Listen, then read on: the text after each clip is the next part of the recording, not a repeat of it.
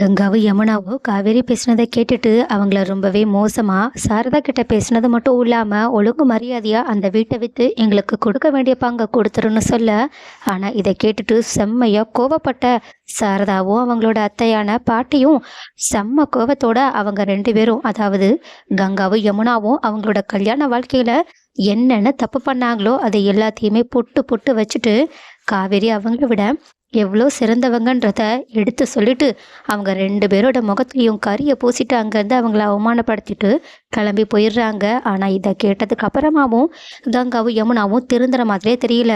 ஏன்னா அவங்க மறுபடியுமே ஒருத்தருக்கு ஒருத்தர் கால் பண்ணி எப்படியாவது நம்ம அந்த வீட்டை விற்றே ஆகணும்னு பிளான் போட்டுக்கிட்டு இருக்காங்க. ஆனால் இது தெரியாத காவேரியும் இருக்கிற பிரச்சனை புரியாமல் அவங்க இந்த மாதிரி தாத்தாவுக்கு கொடுத்த வாக்கை காப்பாற்றணுன்றதுக்காகவே அவங்க விஜயை அவங்களோட வீட்டுக்கு கூட்டிகிட்டு போகணுன்ற முயற்சியில் இறங்க ஆரம்பிக்கிறாங்க. ஏன் அதோட முதல் கட்டமாக மாமிக்கிட்ட உங்களோட சொந்தக்காரங்களாம் வந்தால் இருக்க இடம் இருக்காதுல்ல, பேசாமல் உங்களுக்கு டிஸ்டர்பன்ஸாக இருந்தால் நானும் விஜய் வேணா அந்த இடத்த விட்டு காலி பண்ணிடுறோன்னு சொல்கிறாங்க. ஆனால் மாமி அதெல்லாம் எதுவும் வேண்டான்னு சொல்லிட்டு அங்கேருந்து போயிடுறாங்க.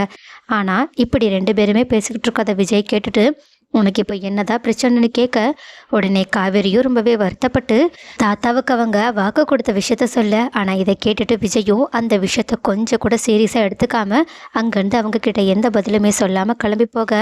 ஆனால் காவேரி அவங்களோட முயற்சியை கைவிடுற மாதிரியே தெரியல. ஏன்னா அதே நாள் நைட்டு இந்த மாதிரி சாப்பிட்லான்னு சொல்லிட்டு ஹோட்டலுக்கு போனதுக்கு அப்புறமாவும் விஜய் கிட்ட காவேரி மறுபடியுமே தயவு செஞ்சு நான் சொன்னதுக்கு சம்மதம் தெரிவிங்க, நம்ம அதே வீட்டுக்கு போயிடலான்னு கெஞ்ச ஆரம்பிக்கிறாங்க. ஆனால் விஜய் மனசு இறங்கி வர்ற மாதிரியே தெரியல.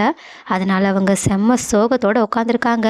ஸோ கைஸ், கூடிய சீக்கிரம் காவேரி விஜயோட மனசை மாற்றி அவங்களோட தாத்தா வீட்டுக்கு அவங்கள கூட்டிகிட்டு போனால் நல்லாயிருக்கும் அப்படின்னு யாரெல்லாம் நினைக்கிறீங்க? அண்ட் ஆல்சோ இந்த கங்காவுக்கும் யமுனாவுக்கும் காவேரி வீட்டை விட்டு போகிறதுக்கு முன்னாடி ஒரு சரியான பாடத்தை கற்றுக் கொடுத்தா நல்லா இருக்கும்னு யாரெல்லாம் நினைக்கிறீங்க?